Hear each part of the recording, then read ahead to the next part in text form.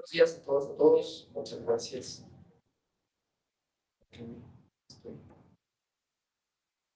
Estoy escuchando. Aquí se escucha. Yo Como duplicado, ¿no? Permítame ver, tenemos un asunto aquí con el sonido. sí. Yo me escucho, pero tengo para. A ver, a lo mejor se hace. Ahora sí. Creo que ya. ¿Me escuchan? Creo que ya. Porque nada más lo que hice fue bajarle el volumen a mi computadora. Y ya con eso ya. Ok, perdón. Nada más era esta cuestión. Bueno, buenos días a todas, a todos. Gracias por su asistencia a esta sesión, que van a ser varias, porque vamos a hablar de positivismo, hermenéutica y su relación con el derecho. Hablar de positivismo y hermenéutica es hablar de corrientes filosóficas que tienen siglos, ¿no? Pero vamos a tratar, en la medida de lo posible, ceñirnos al siglo XX, quizás, pero no quizás, con algunas referencias en el caso del positivismo a el siglo XIX, ¿no? Sin que sean demasiadas referencias, pero sí para hablar de los orígenes, de las pretensiones, tanto teóricas como metodológicas, de esta corriente y por qué, digamos, tienen una epistemología propiamente, ¿no? Sabemos ya, y lo saben ustedes porque lo han visto a lo largo de este diplomado, voy a compartir con la presentación, que la idea de la epistemología, ¿no? Es el problema del conocimiento, cómo conocemos y cómo sabemos que eso que conocemos, valga la redundancia, es conocimiento. Que ya lo había dicho, creo que ayer, lo planteó Platón en varios de sus diálogos, está en el Tetetes, está en el Parménides, en una preocupación de los griegos, inclusive desde los presocráticos, aunque ellos no lo fraseaban de manera tal que pudiéramos pensar, digamos, ellos argumentaban poéticamente, los Parménides, Heráclito, y entonces en su fraseo podemos más o menos intuir cuál era la pretensión respecto de sus preocupaciones metafísicas, ¿no? Que eran la sustancia, el objeto, y luego Parménides tiene por ahí en su poema una serie de referencias de el ser en cuanto es y el ser en cuanto no es, que daba una idea de que era lo real. El problema luego con los presocráticos y propiamente el diálogo de Parménides era si las cosas en cuanto son y las cosas en cuanto no son pueden conducirnos al error, y es más o menos lo que trata de demostrar en el diálogo El Sofista, Platón, ¿no? En cuanto a los errores posibles, pero haciendo un ejercicio de lógica. A lo que voy es que el problema del conocimiento ha estado presente en la filosofía desde sus inicios, ¿no?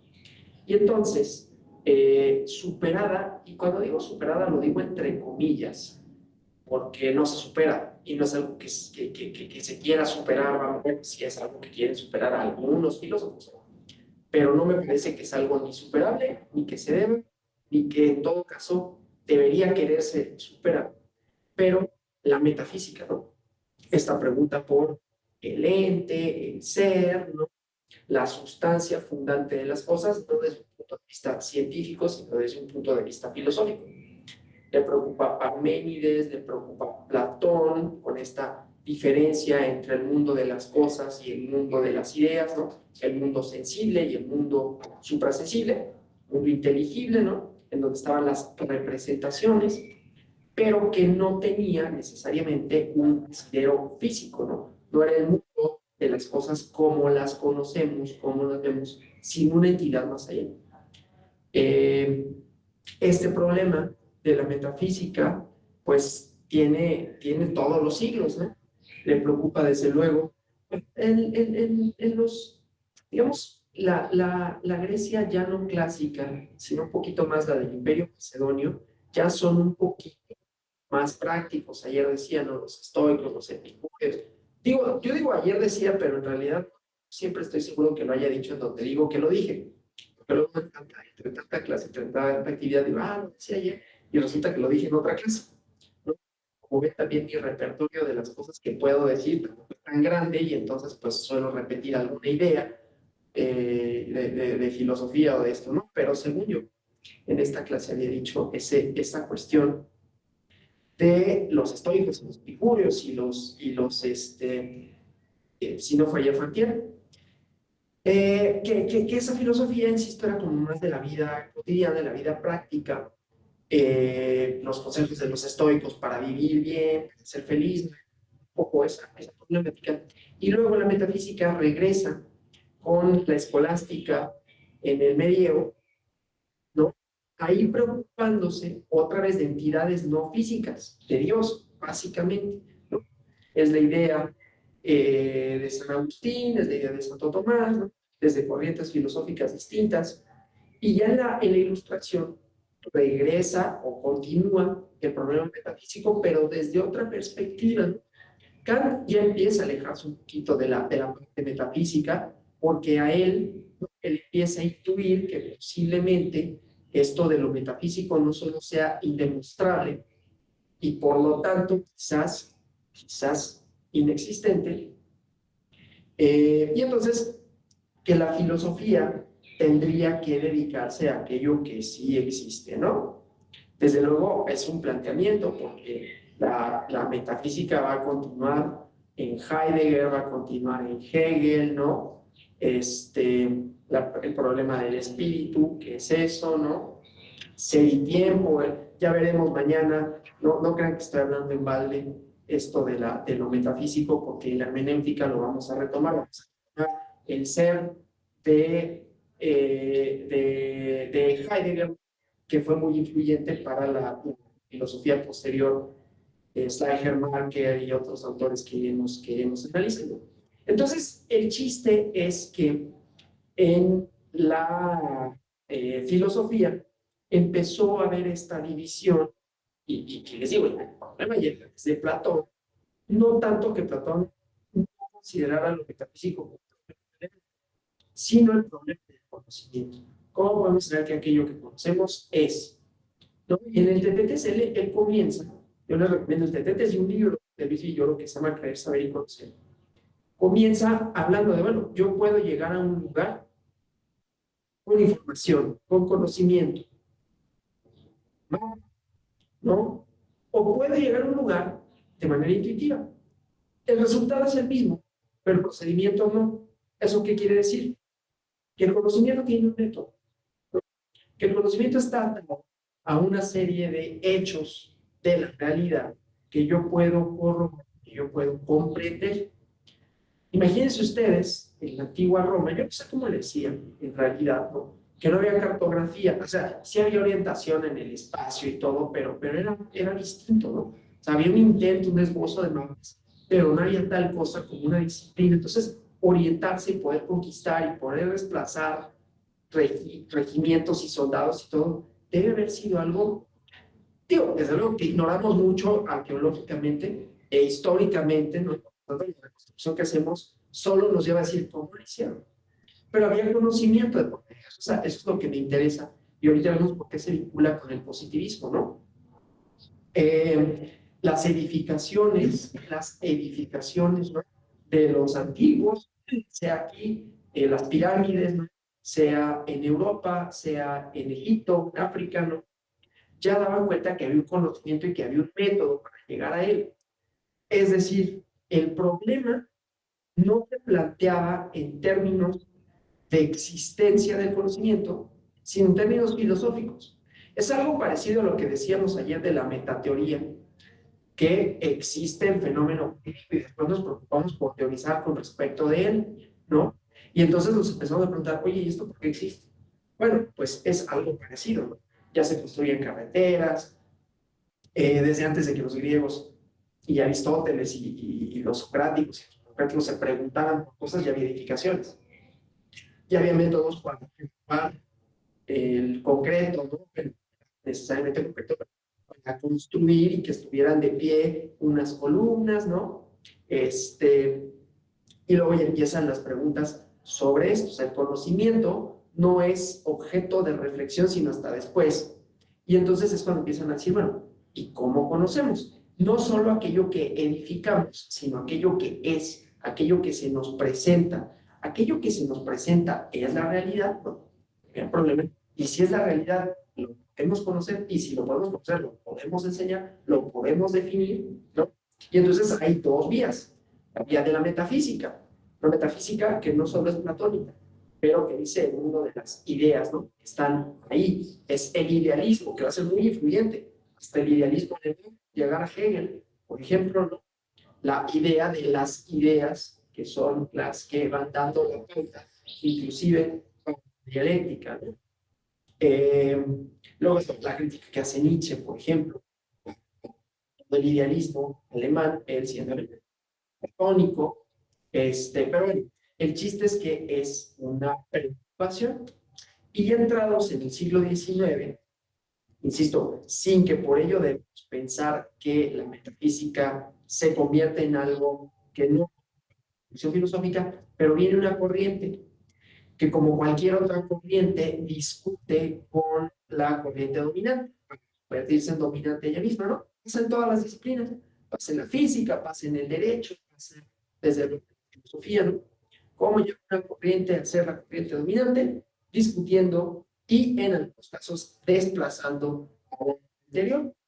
No siempre con éxito, no siempre sin resistencias, a veces conviven y a veces da otra fuerza. Por ejemplo, la hermenéutica, ¿no? Se ha defendido y bien, y qué bueno, digo yo.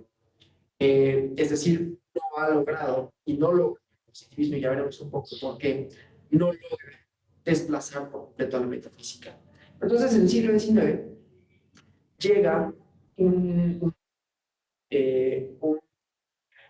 pues un filósofo preocupado por esta idea del conocimiento, que dice, pues es que lo metafísico, insisto, ya con una tradición, ya Kant había planteado la posibilidad que Kant todavía era moral, la potestad no existe, ¿sí? Sobre las tantas cosas que critica Nietzsche y que viene de la idea de esto del idealismo, ¿no? Pero todavía tiene reflexiones metafísicas, ¿no?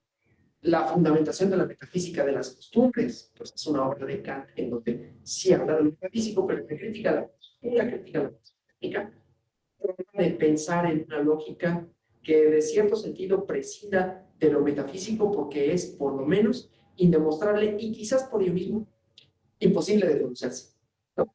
Es decir, como problema epistemológico, no podríamos considerar aquello que no existe físicamente como un problema de conocimiento.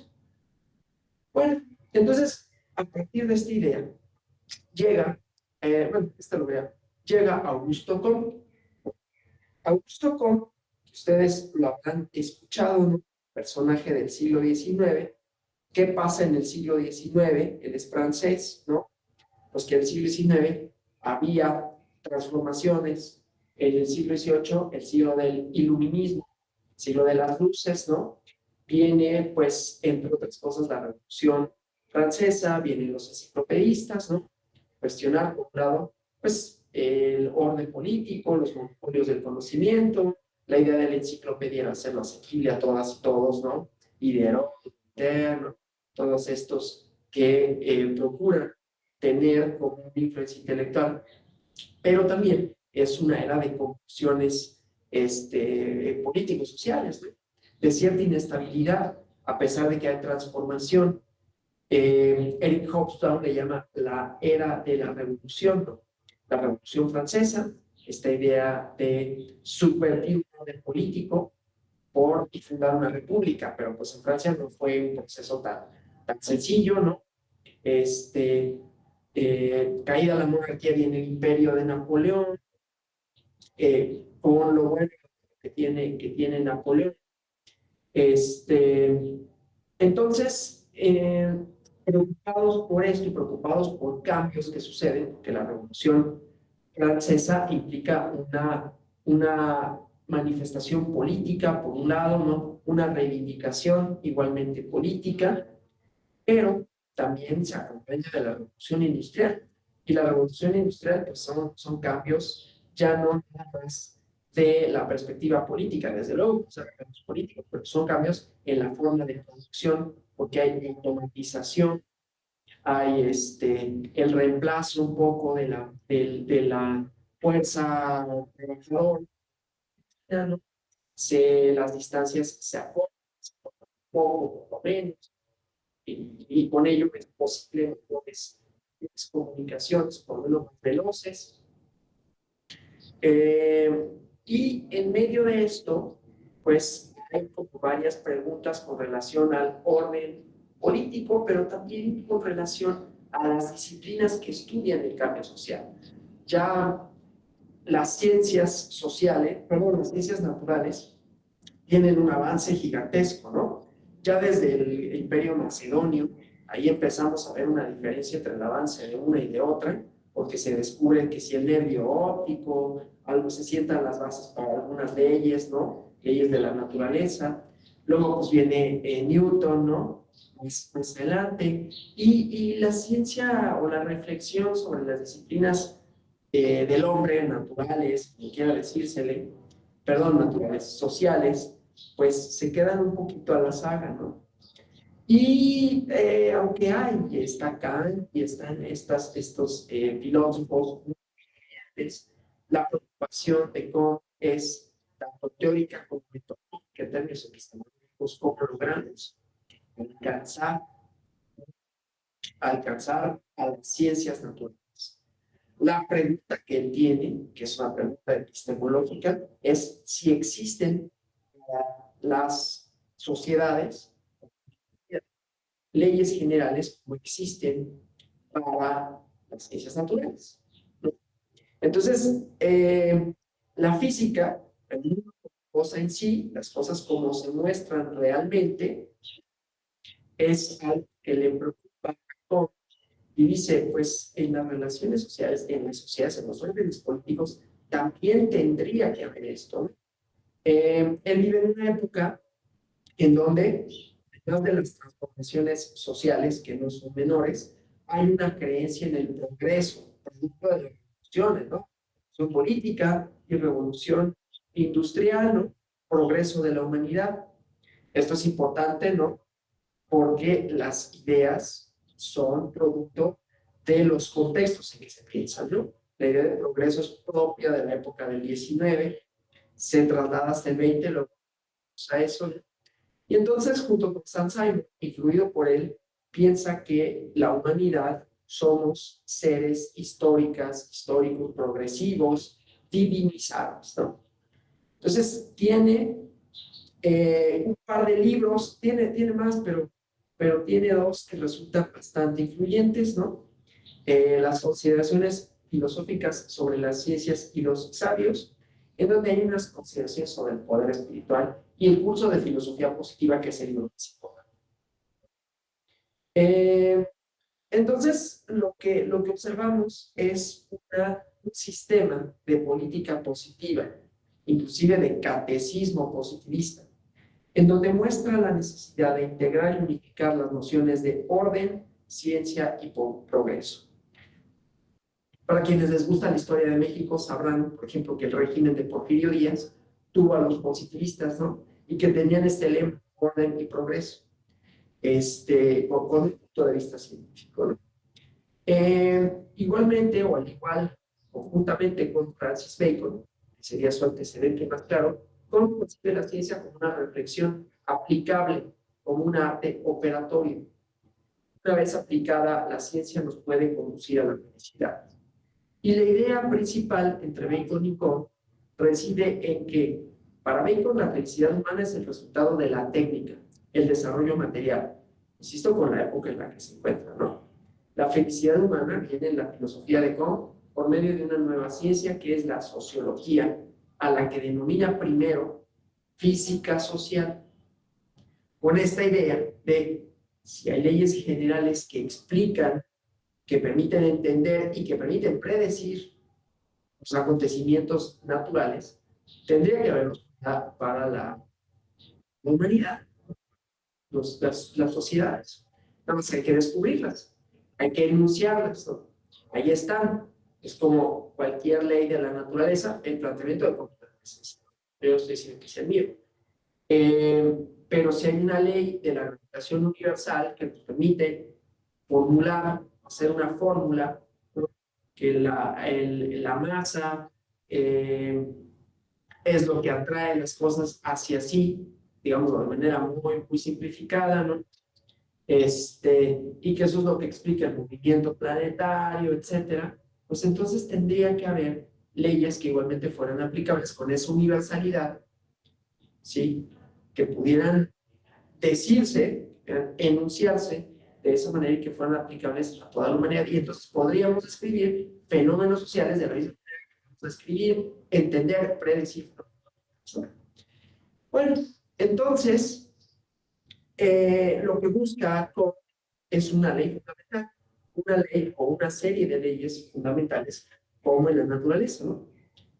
Y pensaba que era factible encontrar una ley única capaz de explicar un determinado campo de fenómenos, ¿no? Su influencia es Newton. ¿Sí? Entonces, ¿cómo enuncia la ley de los tres estados? ¿No? La primera etapa de la humanidad, y es una ley que además, y tampoco es una sorpresa, de índole evolucionista, ¿no? De índole progresiva. Hay luego muchos libros, ¿no? que con la influencia que esto tuvo, ha tenido y tiene, el positivismo, ¿no? Que sigue siendo una corriente influyente, más allá de todo lo que se le pueda, se le debe, se le tenga que criticar, pero hay una idea de progreso, de mejora, yo voy a decirlo así, una reivindicación acrítica de la ciencia, de sus postulados, de su importancia y de su progreso, ¿no? Una línea recta que habla de la mejora. Ahorita les recomiendo unas lecturas sobre esto que lo cuestionan. Pero bueno, entonces, la ley de los tres estados lo que trata de explicar es cómo las sociedades se vuelven científicas. Pero hay una primera etapa, ¿no? Una etapa teológica. Luego, esta etapa teológica, perdón, es mágica, religiosa del pensamiento humano. Es en donde las explicaciones de los fenómenos sociales y naturales también se dan a partir de la atribución a deidades, ¿no? En donde los ritos están no secularizados, es decir, se refieren a dioses, se refieren a cuestiones a las que se le atribuyen poderes divinos, inclusive las construcciones, nos dedicamos a los templos, entonces hay este carácter teológico, ¿no? Religioso. Sobrepasado esa etapa, el siguiente es el metafísico, donde la humanidad, las personas sustituyen los agentes sobrenaturales por fuerzas arbitrarias, verdaderas entidades inherentes a los seres diversos del mundo, que es, de acuerdo con lo que solemos conocer como metafísica. Y una vez que se sobrepasa esta etapa, alcanza el estado positivo, o las sociedades, que tiene, decía, componentes políticos, ¿no? La idea de la evolución. En la era positiva, dominan las ciencias, la experiencia y la visión racional del mundo. Voy a hacer un pie de una anotación aquí, que es, esto es un problema. No solo es un problema científico, es un problema que se vuelve político, porque con la idea de civilización, pues aquellos que dicen tener la civilización por sí, para sí, se creen con la facultad de poder decir quiénes no son civilizados, por lo tanto hay que civilizarlos. Esto es parte de lo que justifica, yo siempre voy a criticar esto. Es parte de lo que justifica las empresas coloniales, ¿no? Y no solo la empresa colonial como método de producción, sino porque, en todo caso, aquellos pueblos conquistados, pues no hay mayor problema en conquistarles, con negarles derechos, porque son involucionados, ¿no? Un sociólogo que a mí me gusta mucho, por cierto, que es Emil Durkheim, sin ser el positivista, también cree esta parte de las sociedades primitivas, las premodernas y las sociedades modernas, a partir de un punto de vista occidental. Ese es un gran problema del positivismo, que considera, ¿no? Ahorita vamos a ir viendo, considera que es neutral. Considera, al ser científico, supuestamente, ¿no? Entonces, las definiciones, las clasificaciones, los diagnósticos, las leyes, no obedecen a otra cosa que a estados naturales de hecho. Por lo tanto, insisto, ¿no? Podríamos, o podrían, o pudieron definir a aquellos que se salían de ese canon, por tanto, tildarlos de no avanzados. Y entonces, pues, o negarles derechos, o de plano conquistarlos y llevarles la civilización como si eso fuera una necesidad, una finalidad, ¿no? Y entonces justificaban cualquier otro tipo de atrocidades. Bueno, el chiste pues es que en la era positiva dominan las ciencias, la experiencia y la visión racional del mundo. La idea de una evolución histórica es, en el caso de Comte, la idea de una serie evolutiva rígida. Y encontramos la idea de los hechos positivos, porque para Comte la ciencia es sobre todo experimental. Ante el problema epistemológico de qué es el conocimiento, cómo conocemos, ¿no? Insisto, ahí está en Tetetes de Platón. ¿Cómo sabemos que lo que sabemos es conocimiento o no nada más intuición? ¿Sí?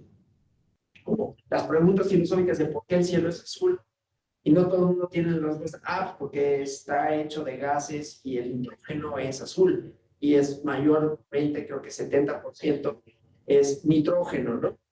Pero, bueno, por eso, desde luego en la Ciudad de México sí se ve tan azul. Pero eso es porque no hay, ¿no? La mezcla de gases, las emisiones de partículas hacen que pues, ya no sea puro el aire que respiramos, ¿no? Pero hay otro tipo de respuestas, una respuesta, digamos, científica, serie de nombres que siempre pudieron ser otros, se le puso nitrógeno, se le puede haber puesto otro, el problema ya que Nietzsche después. Pero el chiste, pues, es que hay explicaciones de ese tipo, ¿sí? Y que pueden enunciarse, que pueden comprenderse, algunas de ellas. Y entonces, la importancia de saber cuándo es conocimiento y cuándo no es solo la enunciación, sino el método de llegar a él. Yo puedo, como decía Tetetes, yo puedo llegar sabiendo y llegué de Chiripa, porque pues es la ruta que siempre he tomado. No necesariamente es la ruta que conozco, es la que yo sé que me lleva a ese lugar. Yo le puedo enseñar a la persona que esa es la ruta de llegar, pero no necesariamente sabría por qué esa y no otra. ¿Sí? Esto es interesante desde varios puntos de vista, porque, por ejemplo, en el inicio del país de las maravillas, eso regresa. ¿Hacia dónde queda ese planteamiento? Es que no sé a dónde te quieres, no sé dónde estoy, a dónde quieres ir, no sé, pues entonces no importa. Puedes tomar cualquier ruta, pues, si tienes un destino, pues da lo mismo. ¿Sí? Entonces aquí esto, claro, la ICE de las es una de las tantas críticas al positivismo como medio de conocimiento. Pero bueno, esto solo lo digo porque el problema es tanto teórico como metodológico, separar el conocimiento de lo que no es. ¿Y cómo lo vamos a hacer con un método? Es el método científico. Pero entonces, ¿cuál va a ser ese método científico? La verificación. Si un hecho es positivo, ¿no? Es que es experimental. La ciencia es sobre todo experimental. Aunque parte de hechos particulares, se interesa por leyes generales, leyes físicas, químicas o biológicas establecidas a partir de hechos particulares. No tengo que hacer la demostración, todos sabemos que si suelto el celular se va a caer, ¿no? Y que si se cae va a tener una cosa que se llama aceleración y que esa aceleración está vinculada a esa gravedad. Y que en el planeta Tierra, por la masa que tiene, tiene una velocidad que es constante, ¿no? Y que en otro planeta con otra masa sería más o menos, ¿no? Bueno, entonces, esto son cuestiones generales, pero para esa generalidad es necesario la verificación. Para que existan leyes generales, hechos generales estadísticos, es necesario que sean verificables. Es la primera característica de un hecho positivo, su verificabilidad en la experiencia. ¿Sí? su verificabilidad empírica. Si un hecho es positivo, debe ser, pues, verificable. Y es verificable porque se presenta de manera repetida. Si los fenómenos fueran variables, caprichosos y azarosos, no habría leyes positivas para determinarlos. Si yo soltara el celular y no supiera si va a flotar, si se va a ir para arriba, si se va a caer, o se va a caer, pero a veces se cae más rápido que otras, entonces no podría determinar absolutamente nada con relación a eso. Eso no me diría nada, ¿no? Porque es sí, azaroso. Ahorita vamos a poner el elemento del azar como algo interesante en una discusión también científica, epistemológica, de crítica al positivismo, ¿no? Pero bueno, entonces, un hecho positivo es un hecho experimentable, verificable, repetido, que implica una ley natural, la cual una vez repetida, o a su vez, se convierte en científica, ¿no? Entonces, esa es como una primera característica, eso aquí en la diapositiva, ¿no? Entonces, en el curso de filosofía positiva, la ciencia se concibe como un constante progreso, que consiste en llegar a leyes cada vez más universales, de tal manera que la representación del mundo sea cada vez más perfecta, aunque nunca llegará a ser del todo completo, ¿no? Nunca vamos a llegar a tener todo el conocimiento. Entonces, digamos, estos son como las bases, ¿no? Las bases del positivismo primigenio, ¿no? Y sus preocupaciones. Vamos a ver un pequeño video para no salir a pelear.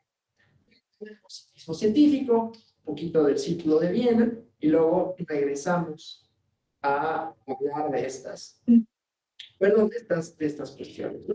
Entonces, déjenme, les voy a poner, claro, y hacer una explicación como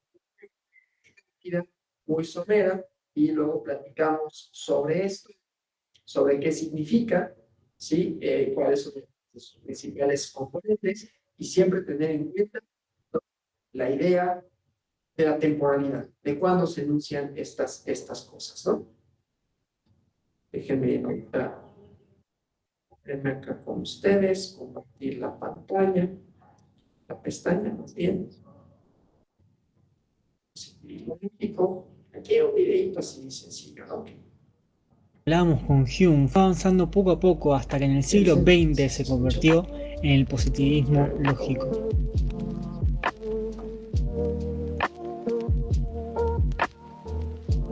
El positivismo lógico es una corriente o movimiento filosófico de gran importancia en el siglo XX, que comienza con el empirismo lógico y se va a ir desarrollando hasta la llamada filosofía analítica. Algunos exponentes son Russell, Wittgenstein, Carnap o Popper.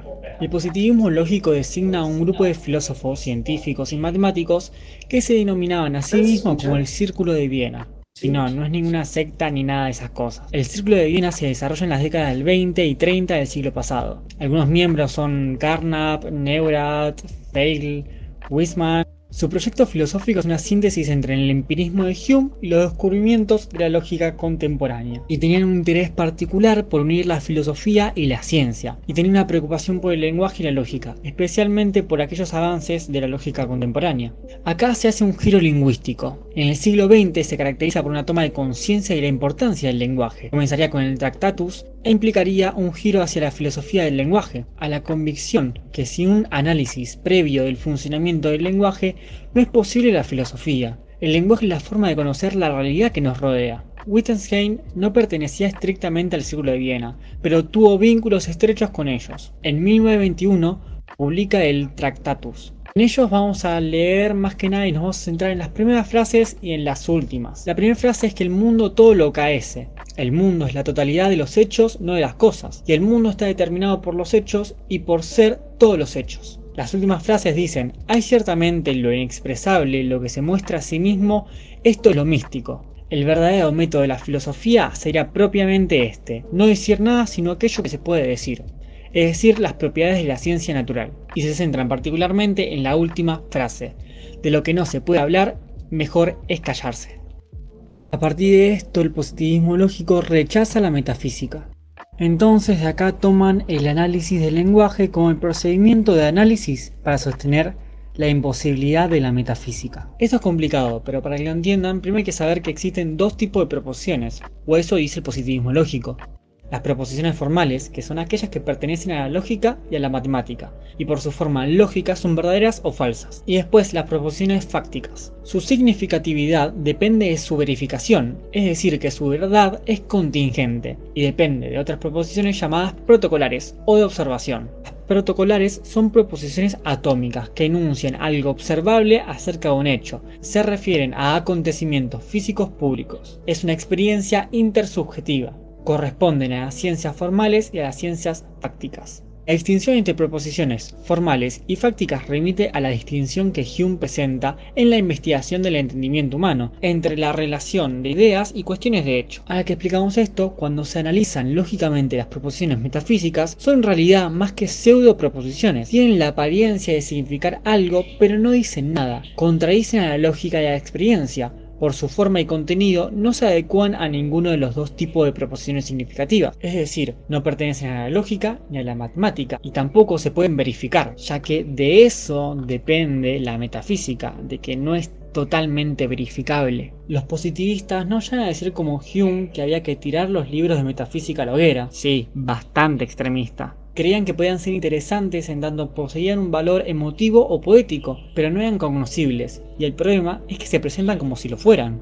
Y por último, la filosofía en el positivismo lógico no es una teoría ni un sistema, es una actividad o un método, el análisis lógico de los enunciados científicos. Decían que la filosofía debe dar claridad sobre las proposiciones. Carnap propone reemplazarla por la lógica de la ciencia. Su uso es más bien el de resolver malentendidos, confusiones de orden lingüístico. No solo permite distinguir la ciencia de la metafísica, sino que es además criterio de significatividad. El criterio verificacionalista del significado no es solamente un criterio de verdad y cientificidad, es básicamente un criterio para decidir si algo es una proposición o no lo es. A partir de ahora aparece Carnap. Dice que el principio de verificación es a la vez un criterio de significatividad y un criterio de demarcación. Significatividad determina cuando hay proposiciones y demarcación permite diferenciar la ciencia de la metafísica. Carnap va a decir que los datos aparecen a través de experiencias. La reducción de las experiencias lleva al criterio de verificación. Popper va a criticar a Carnap y va a decir que el criterio de verificación del significado es innecesario como criterio de demarcación. No es necesario que las proposiciones metafísicas carezcan de sentido para que no sean científicas. Por ejemplo, la teoría atómica fue antes una teoría metafísica, antes que la ciencia lo pudiera demostrar. Dice que el criterio que distingue la ciencia de la metafísica es la falsabilidad. Se basa en la simetría entre la inducción y la deducción. No importa el número de proposiciones singulares que tengamos, no podemos válidamente hacer la generalización. Pero partiendo de un enunciado general, por deducción basta una proposición falsa para descartar el enunciado general. Entonces rechaza que los científicos lleguen a sus teorías por inducción. No importa cómo es que lleguemos a enunciar las teorías, estas son científicas si son potencialmente falseables. Dice que la metafísica es significativa pero no es ciencia. Puede ser que con el tiempo una teoría metafísica se convierta en científica al avanzar los métodos de verificación. El método científico para Popper es el hipotético deductivo. Las teorías son hipótesis que se contrastan empíricamente. Mientras no sean falsadas, se consideran válidas. Cuando son refutadas, son abandonadas y reemplazadas por nuevas hipótesis. El conocimiento es conjetural, se construye por ensayo y error. La ciencia es progresiva. Cada vez sabemos más del mundo, pero no podemos saberlo todo. Esto sería a grandes rasgos el positivismo lógico. Espero que con este mini video puedas llevar una lectura más llevadera. Espero que te haya gustado y si le das like o comentás, te agradezco muchísimo. Nos vemos en el próximo video. Chao, chao.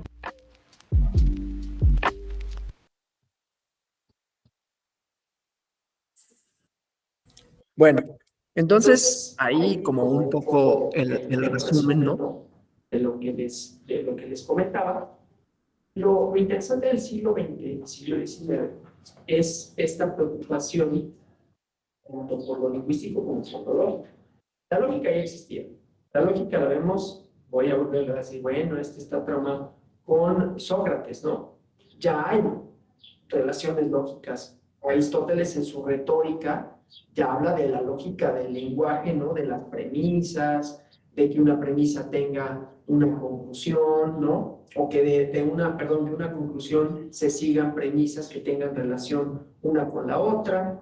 Entonces, la lógica ya estaba, digamos, ahí planteada. Los estoicos tienen lógica, ¿no? Los escolásticos, ni qué decir.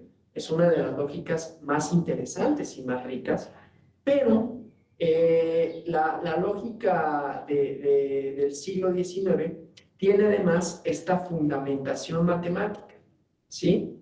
La lógica matemática que inicia con Leibniz y se precisa con todo rigor a partir del siglo XIX, por eso estas ideas del Círculo de Viena, ¿no? Y llega Bernard Russell. Déjenme regresar a la presentación. Digo, estos pensadores que vimos aquí como en la presentación, así retratados, ¿no? Pero entonces la filosofía aquí, y con ello el conocimiento científico, en cuanto hace a lo humano, al conocimiento de la sociedad, da este giro hacia lo lingüístico formal, ¿no? Ese giro lingüístico, primero que todo, es tratar de definir al lenguaje, al idioma, ¿no? Como algo semejante a las matemáticas, porque tienen influencia de la lógica matemática, ¿no? Bernard Russell quiere establecer una base para la verdad de las matemáticas y llegar a o por lo menos entender el sentido de Dios. Para entender la filosofía de Russell hay que dar cuenta de tres hechos, ¿no? La necesidad de dar un fundamento lógico a las matemáticas. Imagínense, una empresa, ¿no? Bastante más complicada de lo que se escucha de por sí. Darle un fundamento lógico a las matemáticas, ¿no? O sea, desde un punto de vista filosófico, porque las matemáticas son un lenguaje en donde pues, están las reglas, pero hay que darle a eso una fundamentación lógica, desarrollar una lógica simbólica, ¿sí? Y desde luego el estado de la filosofía inglesa cuando comienza a escribir Russell sus libros de filosofía ideológica. Entonces, viene la geometría de Euclides, ¿sí? Que es la que todos conocen, la que trabajamos en la prepa. Tiene su complejidad, no tiene mayor problema porque la conocemos, ¿no? Pero resulta que en el campo de las matemáticas se descubrieron nuevas geometrías que además no eran contradictorias a la geometría euclidiana. Entonces, los matemáticos, las matemáticas, llevaron a cabo varios intentos por axiomatizar las matemáticas, es decir, establecer un lenguaje común a partir del cual se pudiera derivar todas las formas matemáticas. Si había esta no contradicción entre formas euclidianas y no euclidianas, entonces eso quería decir que podía haber axiomas comunes. Y entonces los lógicos, o sea, estaban por un lado los matemáticos y luego estaban las y los lógicos que trataban de establecer fundamentos puramente lógicos para todas las formas de la matemática. Y entonces la matemática, las matemáticas pasan de ser una rama de estructura universal, una estructura de orden lógico. Y acá la pregunta es, ¿y entonces no podría pasar lo mismo con el lenguaje, con la lengua? La lengua podría tener reglas lógicas, no solo la lógica de las premisas y de las conclusiones aristotélicas, sino el lenguaje como sistema de signos, ¿sí? Y entonces viene esta idea de Russell que parte de una filosofía de base matemática y piensa que la metafísica idealista pues, carece de fundamento. No dice que no exista, dice no lo podemos conocer. Entonces, vamos a ver aquí algunas cosas de lógica. Ya si les interesa más, pues hay un diploma en lógica, pero que tiene estas, me interesa plantearlo. Entonces, tenemos esta idea de la función de verdad, ¿sí? Que dice, una función de verdad existe cuando la verdad o la falsedad de una proposición compleja puedan determinarse por la verdad o la falsedad de las proposiciones que la contribuyen. Llamemos a esto un enunciado y llamemos a ese enunciado un enunciado jurídico, ¿no? Como problema lógico, vamos a ver como problema, ¿cómo se llama? Hermenéutico, como problema lógico. lógicamente, entonces hay una proposición compleja. Recuerden que ayer hablamos de la complejidad y tendría las mismas características, ¿no? Un sistema lingüístico sería complejo porque tiene muchos significados. No hay muchos significados posibles, eso ya lo veremos después, sino que está compuesto por palabras que construyen oraciones. Que las oraciones pueden ser simples o complejas y que mayor complejidad tenga la oración, ¿sí? Mayores elementos tendremos que tener para descomponer cada una de las proposiciones que tiene oración, ¿sí? Y de cada una de esas proposiciones podemos ver su falsedad o su verdad dependiendo de cada una de ellas, ¿no? O sea, descomponerlo para ver si cada una de las proposiciones que tienen una oración tiene fundamento. Y entonces para esto viene la lógica simbólica, que es algo algebraico de alguna forma, que es a los signos, a las proposiciones, ¿no? Asignarles un carácter, ¿no? Carácter alfabeto. Entonces, P es una proposición y Q es otra proposición. Esa es la más sencilla de todas, ¿no? La frase de si P, entonces Q, si sucede P, entonces, o si hay los hechos P, entonces hay las consecuencias Q. Entonces, la frase P y Q, que simbólicamente se escribe P y Q, será verdad si y solamente si P es verdad y Q es verdad. ¿Sí? Entonces pensó que todo lenguaje es función de verdad y que es posible encontrar una gramática lógica suficientemente clara para que todo lo que se pueda decir sobre el mundo sea reducible a funciones de verdad más o menos complejas.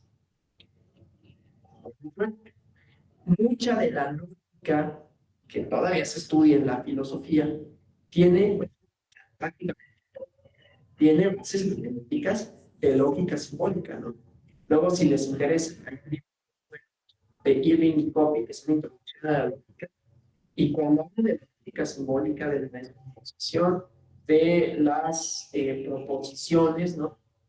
Se vuelve verdaderamente un desafío, hasta en términos de su enunciación, parecen, y en muy buena medida son enunciados, de tal manera que ya el nivel de comprensión y de abstracción que se necesita para ello es importante. Bueno, entonces, aunque no renuncia a la metafísica tradicional, no cree que pueda probarse nada acerca de la inexistencia de Dios, del alma, del universo como sustancia. No renuncia a la metafísica. Piensa que existe y debe existir una concepción de Dios. Hay un libro siglo XXI de Russell, que es como un compendio de algunos de los artículos donde de manera mucho menos científica va explicando algunos de sus ideas, ¿no? Voy a traer, bueno. Y luego viene Wittgenstein. La presentación, perdón. Vamos a Wittgenstein y autor del Tractatus, ¿no? Tractatus Lógico. Wittgenstein de Viena, ¿no? Que se está produciendo el conocimiento, que tiene una relación muy estrecha con Bernard Russell, ¿no? Podemos dividir su pensamiento en dos periodos. El que culmina con el Tractatus Lógico-Filosófico y el que se resume en las investigaciones filosóficas. El Tractatus es una obra de... Y es interesante, a pesar de su hiperpositivismo, en donde vemos ejemplificada esta idea de las premisas, ¿no? Premisa 1.1, tal cosa, 1.1.1, tal, que se deriva de la primera, exclusivamente, ¿no? Es una teoría de Wittgenstein del significado. Las proposiciones complejas pueden reducirse a proposiciones simples, ¿no? Como la matemática. Ustedes recordarán, digo, ahorita yo no lo podría decir así exactamente, ¿no? Pero hay una serie de reglas en la matemática de ser las operaciones. ¿Qué operaciones llevan qué orden? Cuando se trata de aritmética no es difícil saber que primero hago la multiplicación y luego la suma. Pero Luego recordarán, era un quebradero de cabeza, ¿no? Porque había signos y que si había paréntesis y había corchetes y entonces había que hacer primero una operación, luego otra operación y eso nos iba dando como la estructura. Bueno, pues así es como piensa, ¿no? Pensemos en esa representación. En una futura clase voy a traer aquí una ecuación de esas, ¿no? Y de cómo se resuelve y así aprenderé yo también a recordar cómo se resuelven esas cosas, porque la respuesta es la misma. La propuesta es que cualquier planteamiento realizado lingüísticamente pudiera descomponerse. ¿Sí? Se puede descomponer de manera tal que una oración completa podamos analizarla a partir de sus postulados simples. ¿Sí? Como una ecuación muy grande, la podemos ir resolviendo por partes primero, jerarquizando y con ello estableciendo una estructura de solución. Entonces, el significado de una proposición, dice Wittgenstein, es la situación que describe o representa. Luego hay mucha gente que cita un tema ahí que pues es que esté mal ni nada, pero que pues es como de, nunca he leído a Wittgenstein y lo único que sé que dijo es que ¿cómo es la concepción de mi, las reflexiones de mi, o el cómo representa tiene que ver con las limitaciones o posibilidades de mi lenguaje, ¿no? ¿Esto qué quiere decir? Bueno, que todo aquello que yo pueda mencionar, que yo pueda describir, con el lenguaje da cuenta de aquello que conozco. Los límites de mi viven como sombra, ¿no? Y luego, por ejemplo, pues, alguien que pues, tiene un papel muy chiquito, y como se decía, y entonces quiere decir que pues hay algo. Bueno, el chiste, pues, es que para Wittgenstein el lenguaje es la totalidad de las proposiciones, pero seguimos hablando de un lenguaje científico en términos lógicos, ¿no? En su conjunto piensa que la lógica y la matemática son tautológicas, fundan pero carecen de significado. Las únicas ciencias con significado son las ciencias de la naturaleza, y entonces el papel de la filosofía, por una parte, es negativo, porque busca descubrir las falacias lingüísticas y filosóficas, y por otra parte es positivo en cuanto a que la filosofía funciona como árbitro de las ciencias y como manera de clarificar el pensamiento. ¿Sí? Bueno, eso en cuanto al positivismo como corriente. Y vieron que, pues, a ver, evoluciona, se transforma, cambia, ¿no? Ahí vemos como la trayectoria del positivismo y la vinculación tanto con la matemática, con la lógica, en el plano lingüístico, como con la experimentación. En el plano social, Karl Popper ya en el siglo XX, ¿no? Pues tiene este planteamiento relativo a la falsación, la teoría de la falsabilidad, que de alguna manera, creo yo, recupera la parte del racionalismo cartesiano, que ya lo mencioné porque ya iremos demasiado atrás, pero es una cuestión como método para conocer el discurso del método, es eso, ¿no? Establecer una manera en que podamos discernir, muy epistemológico, en que podamos discernir el conocimiento de aquello que no es. Y en las meditaciones metafísicas, pues también tenemos una serie de planteamientos que fundan el racionalismo, que a la postre se convierte en esta idea positivista de tanto método como teoría, teoría del conocimiento, con el cual llegamos a través de un método, y ese método es la experimentación. Pero la experimentación, dice Popper, pues es sobre cuestiones aisladas, ¿no? Es decir, puedo experimentar y puedo observar que hay algo que aparentemente se repite, pero eso no quiere decir que siempre se vaya a repetir, y cuando se repita, entonces vamos a encontrar, ¿no? Ahí una constatación de que eso que hacíamos no necesariamente era de hecho científico. Entonces, toda una posición científica, ya no solo desde el punto de vista lingüístico, sino desde el punto de vista experimental, es susceptible de ser falseado. Falsear, tratar de falsear la hipótesis hasta que sea imposible hacer. Entonces, el método científico, pues ya lo conocen, ¿no? Que plantea la idea de las hipótesis y las metodologías. Esto es importante porque entonces a partir del siglo XX, o más bien, en el siglo XX, vamos a ver mayor desarrollo tanto de las ciencias humanas con una metodología y digamos, eh, con una metodología específica y que nos llevan a un resultado.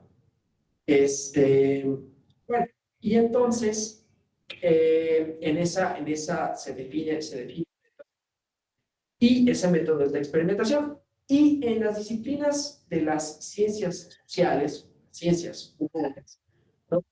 Que encontramos es los métodos estadísticos, ¿no? Porque una cosa son las composiciones lingüísticas y otra cosa son los hechos sociales. Los hechos sociales tienen una cierta variabilidad y eso lo acepta sin ningún problema el positivismo. Es decir, los hechos humanos pueden ocurrir, pero también pueden no ocurrir. Y no podemos saber sino tener un cierto grado de certeza, o dicho de otra manera, un cierto grado de incertidumbre con relación a aquello que ocurrirá. Y entonces, desde el punto de vista matemático, ya no con relación a las proposiciones lingüísticas, sino con relación a los hechos que ocurren o dejan de ocurrir, tenemos el cálculo de probabilidades. Cálculo de probabilidades de que un hecho ocurra o deje de ocurrir, y vienen los diseños estadísticos y los diseños probabilísticos, ¿no? Que son numéricos, pero que son formulaciones que tienden al error, tienden a reducirlo, desde luego, a completar de manera tal que podamos definir, y lo habrán escuchado, las variables que puede haber en un determinado. ¿Sí? Y entonces encontramos asociación entre variables. ¿Sí? Una variable dependiente, ¿no? Que el fenómeno que yo quiero conocer, y una serie de variables independientes que inciden en el fenómeno por conocerse y ver qué tanto tienen una influencia. ¿Sí? Ustedes han visto ejercicios estadísticos, por ejemplo, electorales, ¿no? Con relación al voto, las encuestas de opinión, los ejercicios demoscópicos. Entonces, como primer elemento, hay que definir a un universo, las y los votantes. Esto nada más para ejemplificar esta parte positiva de la matemática, de la probabilidad y de las inferencias que de ahí se pueden hacer, ¿no? Que es toda la idea de la lógica de la ciencia, del positivismo, en hechos de los que no podemos tener una certeza absoluta de que van a ocurrir o cómo van a ocurrir, inclusive solo podemos determinar la probabilidad de que ocurran en ciertos momentos, ¿no? Entonces decía, en los estudios demoscópicos, en las encuestas, pues vemos que hay una pregunta. ¿Usted qué va a votar en las elecciones? Y una serie de posibilidades, entre las que se encuentra ninguno. Y entonces ahí hay una primera probabilidad, un primer ejercicio probabilístico. Es muy probable que estos sean los resultados. ¿Por qué? Volvemos al método científico, ¿no? Método científico de conocimiento positivo en las ciencias naturales se basa en el muestreo. Cuando a mí me hacen un estudio, una persona le hacen un estudio de sangre, pues sacan toda la sangre para ver si tienes niveles de glucosa bien, sacan una pequeña muestra y con esa hacen la diferencia de, su torrente sanguíneo tiene este nivel de esta cosa o estos niveles están bien, se establecen parámetros de normalidad, ¿no? Habrán visto ustedes en los ejercicios estadísticos las curvas gaussianas, ¿no? Ahorita vemos un videito que me explique, pero ahorita comento así un poco, ¿no? De qué es la normalidad, cómo se establecen parámetros, ¿no? Porque es un poco cómo se trabaja contemporáneamente con la estadística, que es un método cognitivo de conocimiento y de experimentación.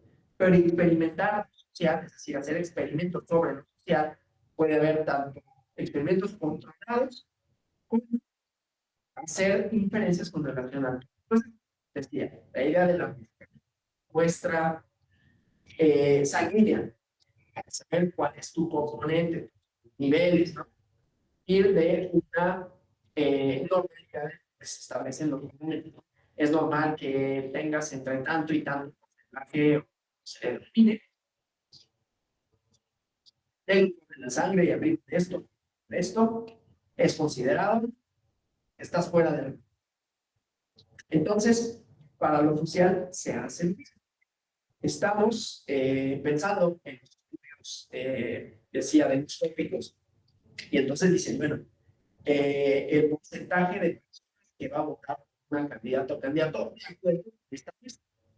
Pero eso quiere decir que la muestra debe de tener ciertos criterios para que sea representativa.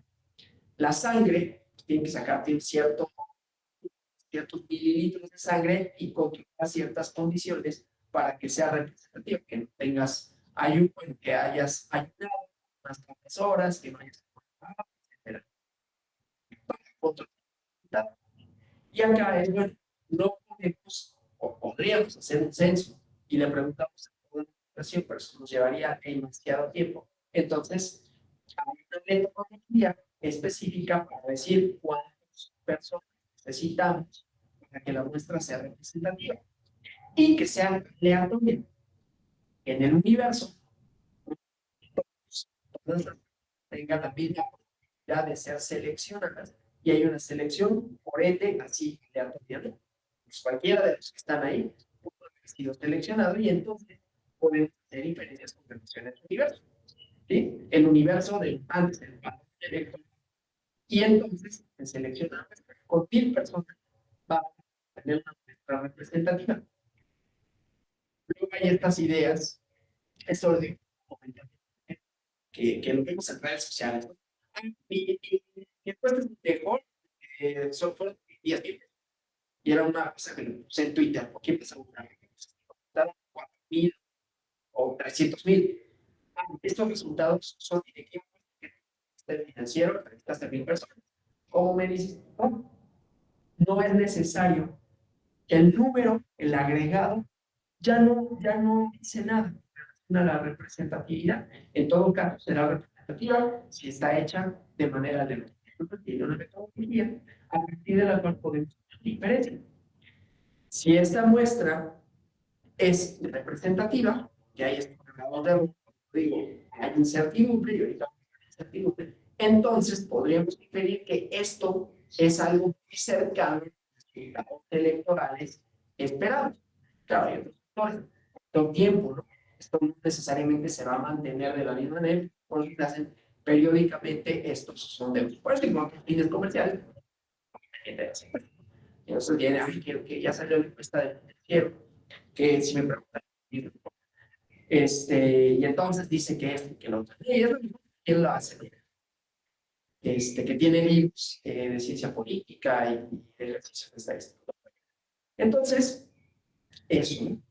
Pero vemos que luego hay desagregados. Esa encuesta no solo refleja las tendencias electorales, sino que lo dice, bueno, y a ver cuáles son los componentes sociodemocráticos de esto.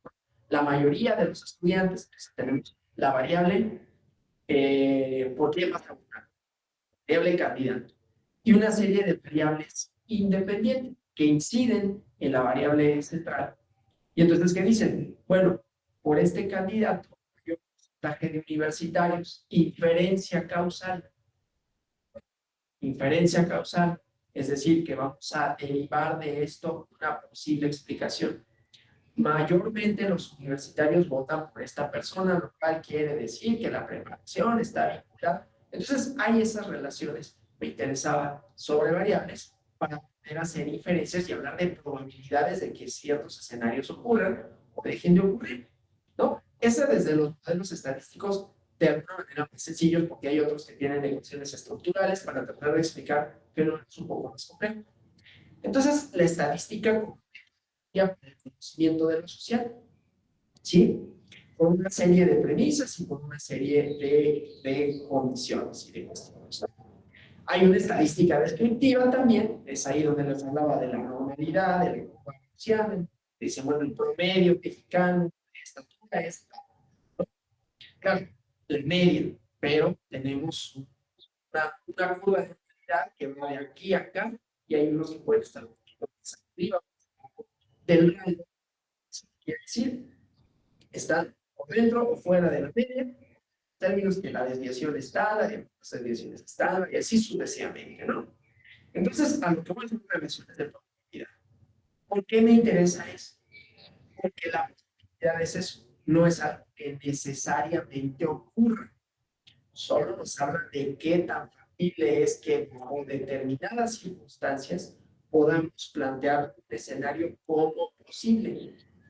Bueno, en el siglo XX llega una cosa científica que le mete a la discusión. Les voy a pasar otro video. El principio de incertidumbre de Heisenberg, y ahorita vemos sus consecuencias, tanto científicas como teóricas y metodológicas. Evolucionó. La nueva crema es superior con textura más liviana. Rexona no te abandona. Se dice que cuando una persona muere, está en las manos de Dios. Hoy vamos a ver uno de los principios que más ha cambiado la forma en que vemos el universo, el principio de incertidumbre de Heisenberg.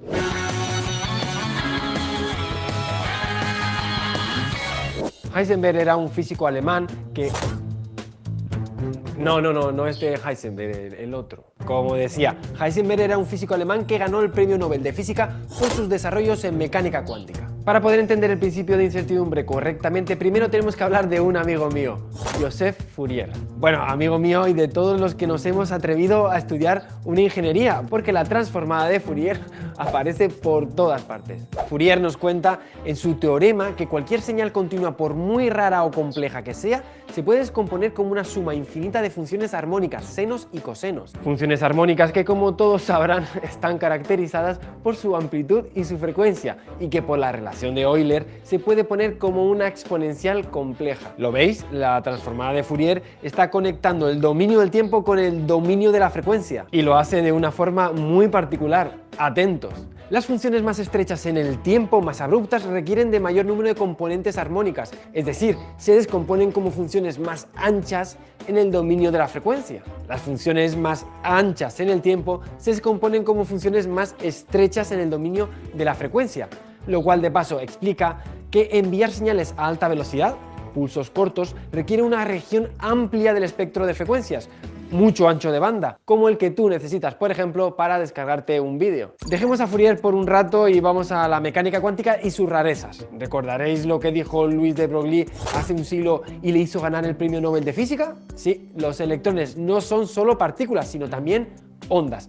Ondas que se propagan en el espacio y en el tiempo. Así que resulta que la posición y el momento y la energía y el tiempo están conectados. ¿Te has dado cuenta?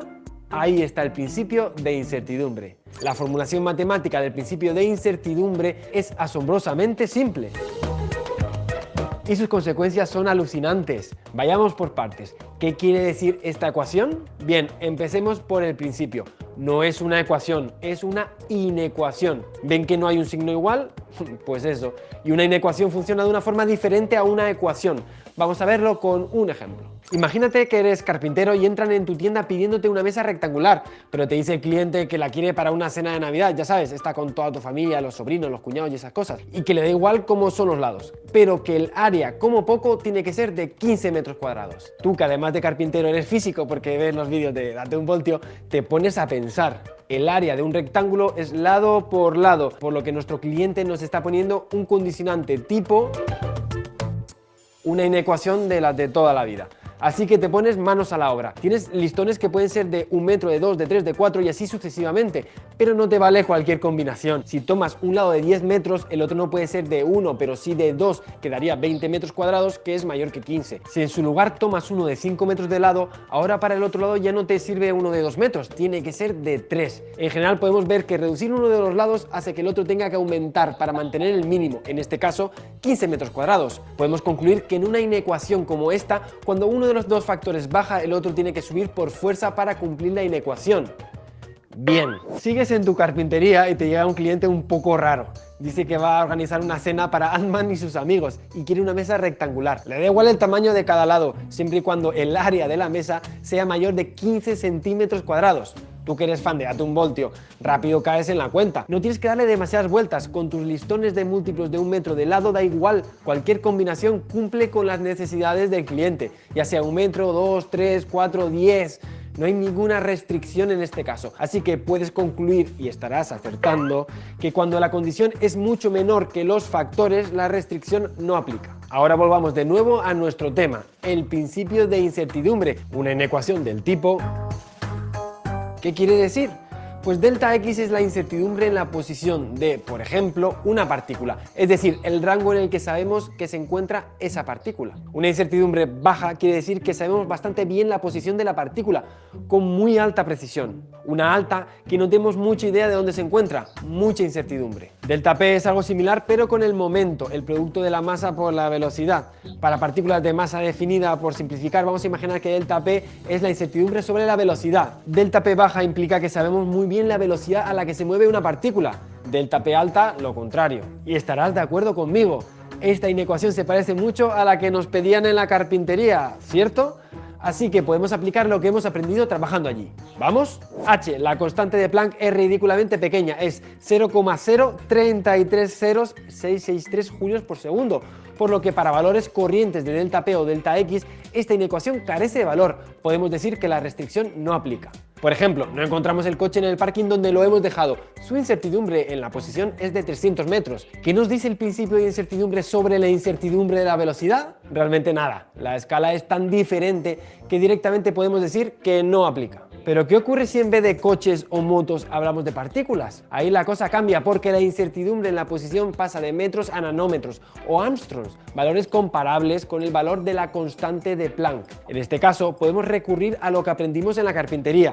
Si la incertidumbre en la posición es baja, la incertidumbre en la velocidad o el momento tiene que subir para poder cumplir la inecuación y viceversa. Bien, ahora ya pueden entender las implicaciones del principio de incertidumbre en nuestro universo. Cuando medimos con precisión la posición o la energía de una partícula, estamos a la vez afectando la precisión con la que podemos medir su magnitud conjugada, que sería la velocidad o el tiempo en este caso, siendo imposible conocer con exactitud ambas de forma simultánea. Simplemente es imposible, y no es una cuestión de que nuestros sistemas de medida no sean suficientemente buenos, es una restricción que impone la misma naturaleza. Como es algo que no sentimos en el día a día, sencillamente nuestras incertidumbres de metros o segundos son demasiado grandes para que la inecuación sea efectiva. O de otra manera, la constante de Planck es ridículamente pequeña, demasiado para que algo así lo podamos notar. El principio de incertidumbre es uno de los resultados científicos que más impacto ha tenido en nuestra forma de entender el universo. Pone fin a una de las más amadas visiones sobre el cosmos, el determinismo, según el cual el universo funciona como una partida de billar. Sabiendo perfectamente la posición de cada bola y la velocidad con la que se mueven sobre la mesa, podemos predecir exactamente dónde estará y cómo se moverá cualquier bola en cualquier momento futuro. Además, impone una energía mínima al propio espacio vacío, la energía del punto cero, que podría tener insospechables consecuencias sobre el propio universo, y permite la creación espontánea de materia allí donde no hay nada, rompiendo durante un corto tiempo el mismísimo principio de conservación de la energía. No hay lugar a dudas que el principio de incertidumbre es una de las cumbres del pensamiento humano porque, entre otras cosas, nos permite contar chistes como este. ¿Por qué los físicos cuánticos nunca tienen sexo? Porque cuando encuentran el momento, no encuentran la posición. Pues esto es todo por hoy, no olvides suscribirte para no perderte nada, y si te quedas con más curiosidad sobre la física cuántica, puedes saber más en mi blog personal, Date un Blog. Hasta el próximo vídeo.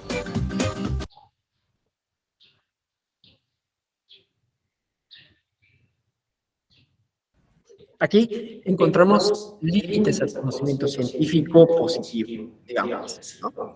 Es decir, no puede conocer todo, y no solo no puede conocer todo, sino que muchas de las veces el conocimiento solo va a ser aproximativo. No es que... tenemos eco. A ver, ¿ya? Ya, ok. No es que no lo hubiera podido plantear de alguna manera cuando decía, bueno, no vamos a llegar al conocimiento absoluto, sino que aquí tiene dos cuestiones que son como bastante interesantes. Uno, la idea de la impredictibilidad y otro, la idea de la subjetividad. De alguna manera, ¿no? No es absoluto. Pero la idea de la subjetividad, ¿qué quiere decir con esto? Que, pues, si yo quiero conocer uno y dejo de conocer lo otro con un cierto grado de precisión, quiere decir que yo tomo la decisión. ¿Qué quiero conocer yo? ¿La posición o la velocidad? No, pues la velocidad, ok, pero eso es una decisión. Es decir, hay una influencia del sujeto que conoce sobre el objeto a conocer. Y lo que planteaba el positivismo, lo que plantea el positivismo en buena medida es distanciarse justamente, ¿no?, de la idea de que hay una influencia subjetiva. Y vamos al derecho. La idea de que no importa quién sea el científico que lo enuncie, no depende de él ser, no depende de que yo sea un científico natural de la naturaleza, que yo suelte este celular y que enuncie la ley de la gravitación para que se cumpla. Se va a cumplir y se va a enunciar independientemente de mi voluntad, independientemente de mi criterio, independientemente de que esté de acuerdo o no. Eso sucede y ya. Y eso se pensaba, y eso se piensa inclusive todavía, lo tienen así, para enunciar. No depende de quién haga el estudio, que las consecuencias son siempre las mismas, lo cual desde esta perspectiva, inclusive epistemológica, resulta que no es cierto que uno toma la decisión de qué objeto quiere conocer. Entonces ya no es tan científico, digamos, en términos absolutos y neutrales. Toma la decisión de qué variables plantear. Claro, las variables pueden estar o no previamente planteadas y sustentadas en trabajos previos, ¿no? Pero bueno, la idea es prescindir, la idea sería prescindir del subjetivismo y resulta que no se puede. Bueno, vamos al derecho, ¿no?, que es filosofía positivista y su relación con el derecho, ¿no?, hermenéutica y su relación con el derecho. Y vamos a tener los casos de hermenéutica, ¿no? Creo. O sea, digo, creo que sí hay, pero no sé si me van a poner a mí o no, normalmente me tocan. El chiste es que el planteamiento es pues que el subjetivismo, que el sujeto, que la persona no sea lo que determine el resultado. Lo que determina el resultado, ¿no? No depende de quién lo diga. Y en el derecho, la idea era la misma. Y a ver, recordemos, la idea del positivismo jurídico, pues no era nada más como tener esta base lógica y esta base de conocimiento y resultados verificables, sino prescindir de la subjetividad, porque aquí pues estamos hablando de juzgar, ¿no?, con lo que ya habíamos planteado ayer, posibles errores de juzgamiento. Y entonces, en la medida en que redujéramos el principio de incertidumbre, en la medida en que reduzcamos la subjetividad, vamos a aumentar supuestamente la objetividad. Entonces, esa idea la conjuntamos con la idea de las proposiciones lingüísticas de la ley. O sea, prescindir del subjetivismo, acuñando leyes generales para lo jurídico que nos permitan resolver los conflictos desde un punto de vista lógico. Pero los puntos de vista lógicos, las proposiciones, necesariamente se alimentan de eso, ¿no?, de proposiciones. ¿Y cuáles son las proposiciones en un sistema jurídico? Pues la ley, ¿no?, la ley que sería parte del sistema legal. Y entonces viene pues la idea de la pirámide kelseniana, en todo caso, para resolverlo a partir de un sistema que estableciera jerarquías, pero que es un sistema lógico en tanto que se resuelve con los propios elementos que te proporciona ese sistema. No sé si me expliqué. De manera tal que es autorreferente, como lo son y lo serían las matemáticas, con una fundamentación lógica y con una serie de premisas. Esto no quiere decir que no se pudieran presentar problemas, ¿no? Es decir, que no se pudieran presentar problemas en cuanto hacia las proposiciones, pero esas proposiciones serán resueltas de conformidad con las propias reglas y la propia jerarquización que se hace con relación a las mismas, ¿no?, las famosas antinomias. El contenido, fíjense, el contenido de la norma, el contenido de la proposición para efectos de esto es irrelevante. No importa, es decir, aquí despojado de su elemento, voy a decirlo así, moral, ético. ¿Por qué? Supuestamente el contenido moral o ético añadiría un elemento indeseable de incertidumbre que es, pues depende de quién lo enuncie, ¿no? La moral, que ellos rechazan la física, rechazan la moral. Pues eso no es algo que pueda deducirse, que pueda derivarse, que se pueda definir, y es variable, y es dependiente en todo caso de quién lo va a hacer. Nietzsche lo trajo en la genealogía de la mujer.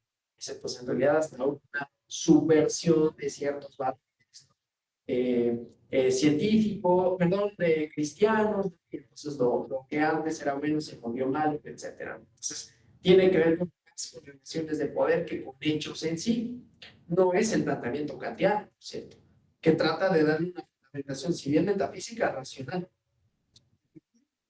Otro tema que ya estaba en Sócrates y Platón, porque ellos decían, no, la racionalidad, lo racional y lo razonable, lo racional y lo razonable son ejercicios intelectivos y que claro que se pueden definir y que claro que se pueden conocer como todas y para todos y en cualquier circunstancia, ¿no? Bueno, el chiste es que se prescinde del contenido, en este caso, pensamos, de la ley. Y funciona bien, digamos, como sistema hasta que deja de funcionar. Siglo XX. ¿Qué pasa en el siglo XX? El siglo XX es definido por Eric Hobsbawm como el siglo de las catástrofes, ¿no? Dice, hay un ensayo traducido, que por cierto, hoy es el 10º aniversario de la muerte de esta persona que tradujo ese ensayo, en el siglo XX, de José María Pérez Gay, ¿no? Ya luego hablaré de él. Que tiene otro ensayo, hay que leer un ensayo que se llama Supremacía de los Abismos, es una crítica al conocimiento científico, como despojado de valor. Bueno, entonces, los problemas siglo XX, entonces 1914, podemos entenderlo cuando inicia el siglo XX con la Primera Guerra Mundial, porque es importante la Primera Guerra Mundial, porque si nosotros leemos a listas, vemos el arte de principios del siglo XX, en términos cronológicos, finales del XIX, principios del XX, la burguesía, hasta toda la burguesía europea, tampoco. Pero aquí en México pasaba lo mismo, vaya, los positivistas que asesoraban a Nietzsche, pues estaban muy bien, o sea, vivían bien, había una idea de progreso material y de progreso científico y de progreso social que permeaba en todos los campos. Y de pronto viene este acontecimiento tan impredecible, pero pues que trastoca lo que se había configurado la expectativa de orden y de progreso con la Gran Guerra, ¿no? Y da nacimiento a los fascismos y al nazismo, ¿no?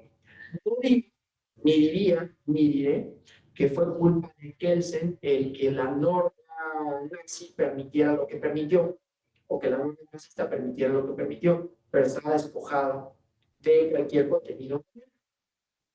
Porque era irrelevante en todo caso. Y la función jurisdiccional no era esa, no era introducirle contenidos morales a la norma, ¿no?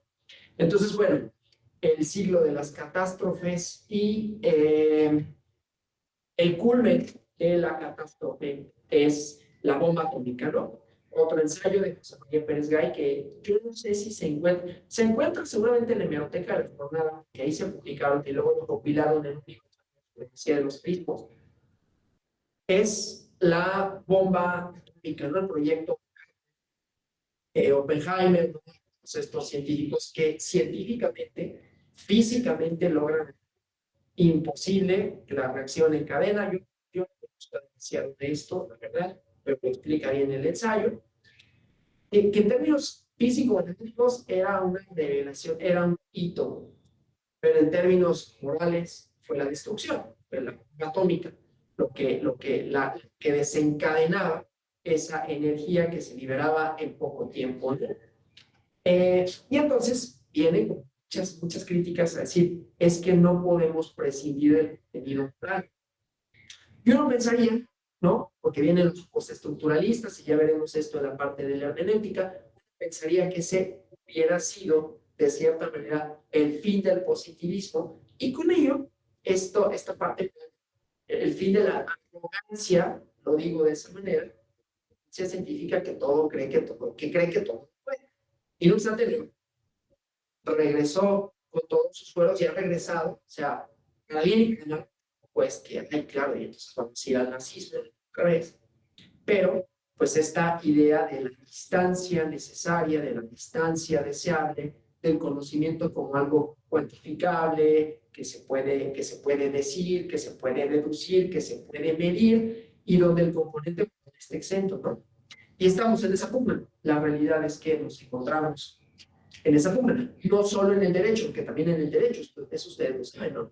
La teoría de los principios y la idea de que hay otro contenido en la norma constitucional que no necesariamente está explicitada ahí, y que entonces se resuelve no solamente con base en lo que dice la ley, sino con base en una serie, insisto, de principios, pues tiene este elemento, digamos, pues, por decirlo de alguna manera, de incertidumbre, ¿no? ¿Cuál va a ser tiene un ejercicio meditativo? ¿Sí? Pues que uno invente, que las personas que lo hacen lo inventen, pero ellos se pongan. Conocerán, si quieres, muy novedoso, pero pues resulta simpático, por lo menos, ¿no? Los famosos y viejos ya debates entre García Amador y Manuel Atienza, ¿no? Que uno sostiene la importancia de que todo tenga un fundamento jurídico, y otros dicen, pues no. Entonces el otro dice, pues es que el principio siempre puede justificarse, ¿no? Puede, ¿y de dónde sale? Pues de ningún lado, de la cabeza de la o el juzgador, ¿no? Entonces, ahí vemos esta con lo jurídico, cómo se modifica lo jurídico, pero decía, no está por del todo superado, sea necesario superarlo, es necesario cuestionarlo. En todo caso, el positivismo como una herramienta de investigación, un método, pero siempre con el cuidado de no pensar que ahí se contiene todo el conocimiento y que la averiguación, prescindiendo de la historia, prescindiendo de los conceptos, prescindiendo inclusive de lo metafísico, nos va a llevar a resultados deseados, ¿no? Porque todavía hay quienes lo tienen, ¿no? No importa las aplicaciones que pueda tener, o sea, el divorcio aquí con la ética, ¿no? Porque claro, es la ética, a pesar de los intentos por darle un fundamento racional, pues tiene de suyo mucha metafísica, ¿no? Entonces, por eso yo les invito a leer el ensayo sobre, es que no me acuerdo cómo se llama el ensayo, pero está en la supremacía de los abismos, sobre Hiroshima, ¿no? De José María Pérez Gay. Las consecuencias prácticas de despojar de la ética cualquier ser científico. Y luego los postestructuralistas, pues critican obviamente esta racionalidad, que cuando llevada a circunstancias más graves, pues provocan desastres como los que hemos vivido y como seguimos también viviendo, ¿no? El desarrollo y la devastación. Bueno, pues yo hasta aquí, pero quedo pendiente, atento para preguntas, comentarios que desearan formular.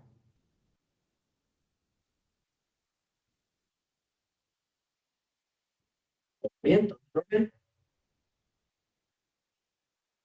Bueno, pues entonces, muchas gracias por su atención. Esperando que haya sido interesante, que haya quedado planteado fundamentos, no quiero decir esenciales, pero sí algunos fundamentos del positivismo lógico, algunos de sus principales autores. Como ven, es una disciplina que ha estado y es casualidad, y también tendríamos que preguntarnos ahí, ya hablaré de Foucault ya jueves, en otra conferencia, ¿no? Pero de este monopolio de lo científico por parte de los hombres, ¿no? No es algo, y es algo que pasaría de largo en una positiva, es decir, no importa, sea, es un hecho, ¿no? Pero no es por otra razón, o sea, prescindiendo también de todos los otros elementos contingentes. Ya vamos a hablar de la contingencia, aunque vamos a ir un poco de lleno, pero de la contingencia en los hechos sociales, ¿no? Cuando hablamos de hermenéutica, sí tenemos que añadir elementos de la interpretación de relaciones de poder que tiene que estar, creo yo, ahí, porque hasta aquí pareciera, claro, eso no lo dice y nadie lo puede decir, se ve que es un monopolio masculino, o sea, que no tendría que ser ni es un hecho científico, pero pues también ahí vean indicadas otro tipo de relaciones de poder, que será parte de nuestro reflexión sobre la hermenéutica y teorías de la interpretación. De momento yo me despido dándoles las gracias y deseándoles un feliz fin de semana. Nos vemos, creo, el día lunes en la sesión relativa a la hermenéutica. Muchas gracias.